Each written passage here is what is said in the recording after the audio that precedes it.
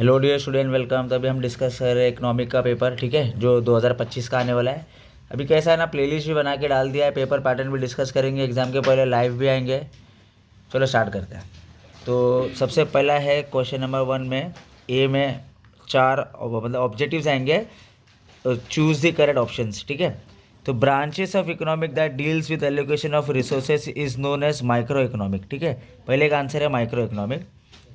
Next, net addition made to the total revenue by selling an extra unit of commodity is marginal revenue, ठीक है। Third, symbolic the function relationship between demand and price is to be expressed in, तो उसका formula है ये वाला dx is equal to P F of X. तो ये वाला उसका फर्स्ट वाला उसका फॉर्मूला है, ठीक है। Next, in national income in India, national income committee establish कब एस्टैब्लिश हुई थी? 1949 में एस्टैब्लिश हुई थी। Marginal utility of the commodity becomes negative when total utility of a commodity is falling, ठीक है। तो ये फॉलिंग आएगा, इसका सी वाला आंसर आएगा।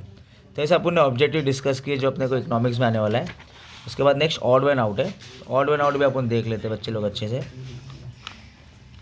तो अभी के साथ 4 अपने को ऑप्शन रहेगा, वी हैव टू एलिमिनेट 1। तो देखो टाइप्स ऑफ इलास्टिसिटी, उसमें क्या बोला है? इनकम इलास्टिसिटी है, यूनिटरी इलास्टिसिटी है, क्रॉस इलास्टिसिटी और प्राइस इलास्टिसिटी है, ठीक है। तो अपने को क्या करना है, एक को है ना उसको एलिमिनेट करना है, ठीक है। तो अभी एक है ना यूनिटरी इलास्टिसिटी को अपन एलिमिनेट कर देंगे, क्योंकि इनकम भी एक अलग पॉइंट है, क्रॉस भी एक अलग पॉइंट है और प्राइस भी एक अलग पॉइंट है। और ये जो इनकम वाला है ना, वो तो यार उसका पॉइंटर्स है, इसके लिए अपन ने उसको एलिमिनेट कर दिया है, ठीक है। Next, factor of production. Factor of production में लैंड, लेबर, कैपिटल, एंटरप्रेन्योर आता है, प्रॉफिट नहीं आता है, ठीक है। Next, market structure on the basis of competition बोला है। तो एक परफेक्ट कंपटीशन मार्केट है, मोनोपोली मार्केट है, ओलिगोपोली मार्केट है, very short period of market है ही नहीं, जिसको अपन एलिमिनेट कर देंगे।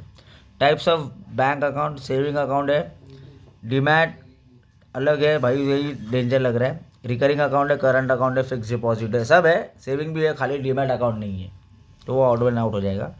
पब्लिक एक्सपेंडिचर में revenue expenditure, capital expenditure, consumption expenditure और डेवलपमेंट एक्सपेंडिचर, तो ये कंजम्पशन एक्सपेंडिचर हट जाएगा, ठीक है।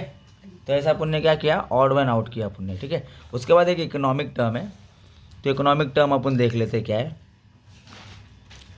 The cost incurred by the firm to promote sales, तो वो आएगा सेलिंग कॉस्ट। जो भी कंपनी क्या करती है, जैसे बेचने का एडवर्टीजमेंट है, कुछ भी खर्चा कर रही है, एडवर्टीजमेंट ही कर रही है, तो यार वो तो सेलिंग कॉस्ट हो जाएगा, ठीक है।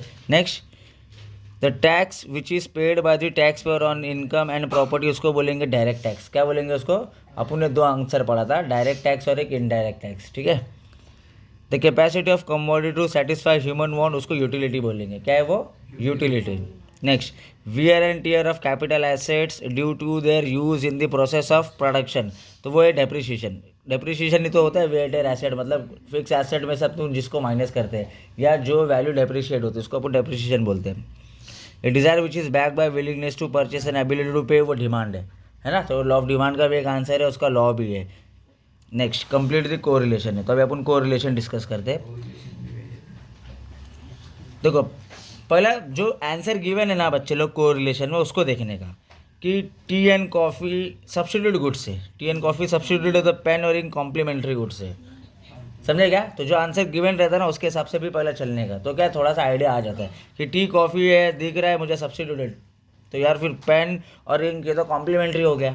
नेक्स्ट, माइक्रो अगर छोटा कंसेप्ट है, ट्री है, एक सिंगल इंडिविजुअल ट्री बोला है, तो यार ये तो मैक्रो इकोनॉमिक फॉरेस्ट हो गया ना, पूरा बड़ा कंसेप्ट है, एग्रीगेट कंसेप्ट है, ठीक है। नेक्स्ट, करंट ईयर को P1 बोलते हैं, तो बेस ईयर को P0 बोलते हैं, है ना। If current year is P1 तो base year P0। For example current year समझो 2025 है, तो बेस ईयर 2020 है, तो जो पुराना रहेगा उसको 0 बोलेंगे, फिर P0 Q0 रहेगा, और जो नया रहेगा उसको P1 Q1 बोलेंगे। नेक्स्ट, सप्लाई अपवर्ड है, सप्लाई क्या बोला है? अपवर्ड, तो डिमांड डाउनवर्ड है ना, तो इस पर एग्री डिसएग्री भी आएगा, 8 मार्क्स का घुमा फिरा के भी आएगा।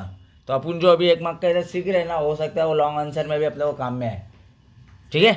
तो डिमांड कर्व डाउनवर्ड है और सप्लाई कर्व अपवर्ड है। नेक्स्ट, नेशनल इनकम में 2 आंसर पढ़े थे अपन ने। नेशनल इनकम का आंसर था, एक थियोरेटिकल डिफिकल्टी था और एक प्रैक्टिकल डिफिकल्टी था। जिसको वो हेड पॉइंट याद है, difficulties in calculating national income, क्या क्या डिफिकल्टीज थी, उसको 2 हेड पॉइंट है, एक थियोरेटिकल है और एक प्रैक्टिकल है। प्रैक्टिकली उसका आंसर है।